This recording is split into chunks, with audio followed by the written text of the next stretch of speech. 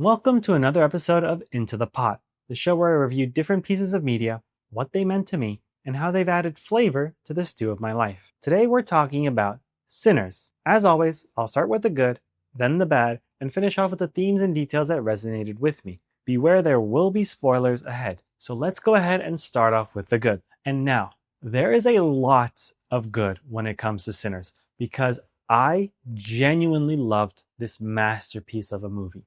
It is one of those movies that once I finished, I didn't fully get the picture, but I started thinking about it. And the more that I thought about it, the more that I saw the little details, the more that I saw the themes being represented, it really sunk its fangs into me. And I haven't been able to stop thinking about the movie and the whole experience of it. And that's the mark of a good movie.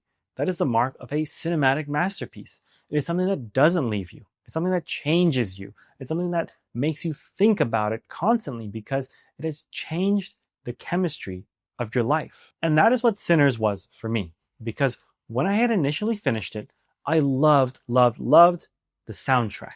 That was something that really hit home for me. And it was so cool to see the scenes where the music is playing, and whether it's Pale Pale Moon, I Lied to You, or Will You Go, Lassie Go, like all those songs are so freaking good.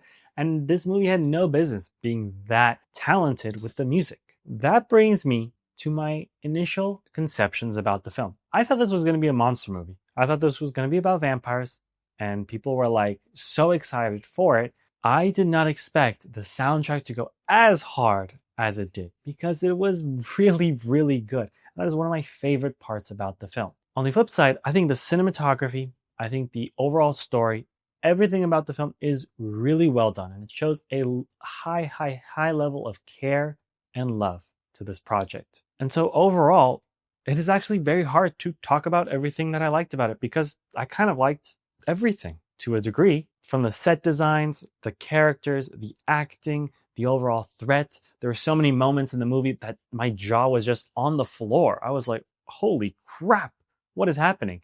And so I really loved the movie, and it was just a great experience overall. But instead of talking about what I loved about it, let's go ahead and talk about what I didn't like about it, because that list might make a little bit more sense of what I really felt about the movie. And what I really felt is that the movie felt like it was two completely different movies. Again, because of my preconceived notions about the film, I thought that this was going to be a purely vampires chase monster movie. But the initial half, when they're bringing all the gang together for the juke, was such a weird start to the movie that I wasn't expecting. And when it built the characters and you got to learn so much information about them, one of the issues that I saw was they were telling you a lot of the information about the characters, trying to catch you up to speed to who they were, rather than showing you who they were. Aside from certain characters like Smoke and Stack, I think you can make the argument that they show who they are with their actions, but their general backstory and history has to be told to you,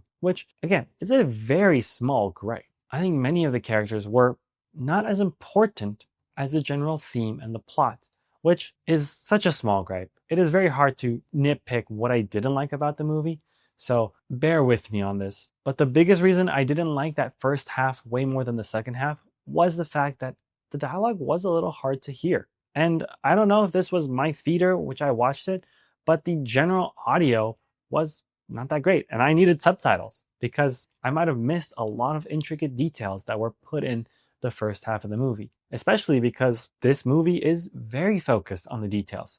The fact that Stack and Smoke have the Irish style hat and the Italian style hat at the beginning when they're passing the cigarette just shows you that those are the types of gangs that they robbed in Chicago. That's a detail that's like, wow, I didn't understand, and I didn't appreciate it in the moment. But now I'm thinking about it all the time, and I'm searching up these details, and they're popping up on my feed, and it's like, oh, that's a really good movie.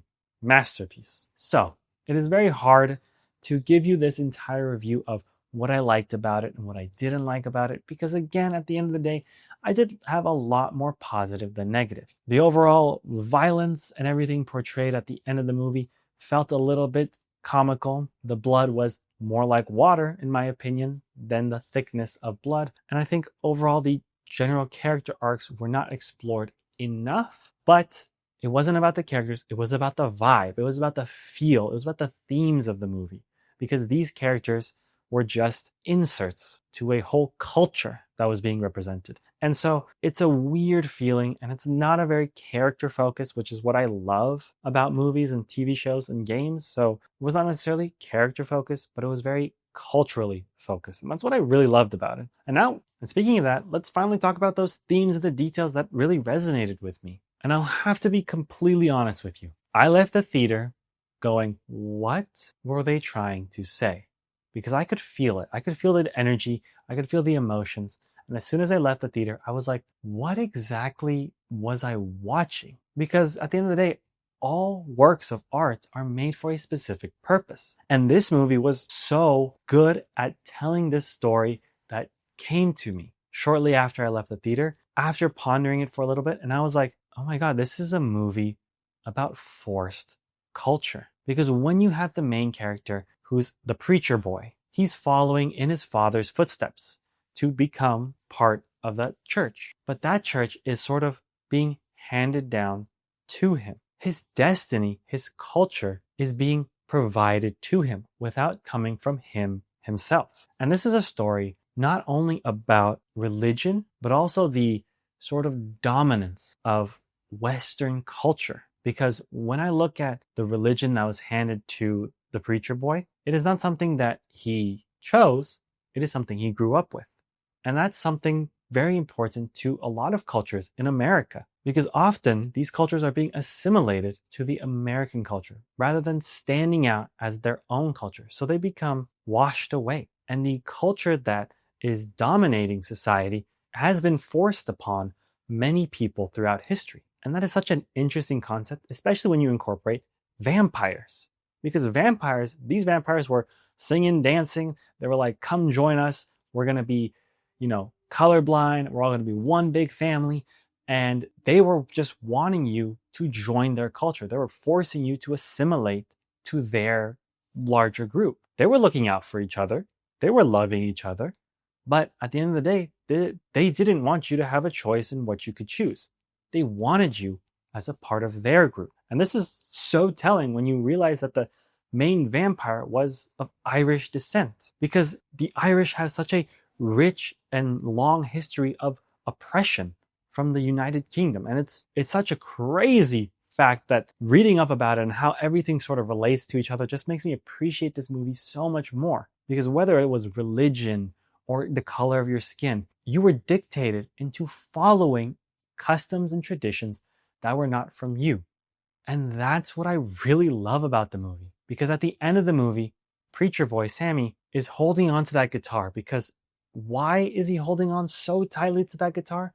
Because that's the only thing that stopped him from joining the cult of the vampires, and the only thing that makes him realize that he would just join in to a religion that didn't necessarily make full sense to him, and wanted him to join a destiny that wasn't what he initially wants. It was already decided for him.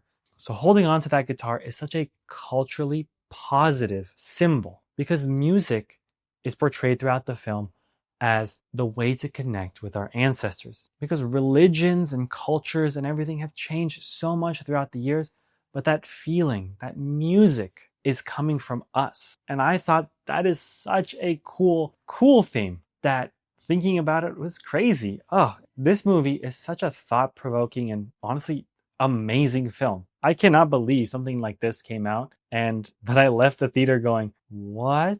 And everything just starts clicking and you just learn so much about the world and everything. Masterpiece of a movie, because again, I barely scratched the surface. When I do this video, I just want it to be a casual sort of review and just what I generally felt about these pieces of media. But this is something that requires a huge analysis. There are so many themes, details, pieces of information that are so intricate and so cool that even just this video or one video essay or 10 video essays is not going to cover everything, because there's so much and it means so much to so many people. So with all that in mind, I would gladly give Sinners a 10 out of 10, but I didn't. I'll be honest with you all. When I left the theater, I was confused. I had rated it an 8 out of 10. I loved the movie. I thought it was entertaining. My jaw was on the floor for so many parts of it, but I just wasn't feeling it. And the more that time passes, the more that I think about it, the more that I see the details, my score just keeps going higher and higher and higher. And it's like, I don't know how to accurately rate it, because when I watched it, I thought it was an 8 out of 10 movie. A week later or so, I'm thinking 10 out of 10 movie. How can you reconcile with that sort of rating? I don't really know. The way that I normally rate things is I rate them based on my first watch, and if I watch it again, I'll rate it again. And then the third time, years later, I can rate it again. But for you all, I would gladly say it's a 10 out of 10. And a really, really good movie. It is a certified masterpiece. So there you have it. I gave you my thoughts and opinions about what Sinners meant to me, and now I want to hear what you all think about it down in the comments. Do you agree or disagree with my opinions and the general consensus about it? Let me know, and if you enjoyed this video, consider dropping a like and subscribing for more. As always, check the links in the description for my main video essay channel and my Patreon to support the channel and recommend media for me to review next. Thank you all so much for watching, and I'll see you all next time.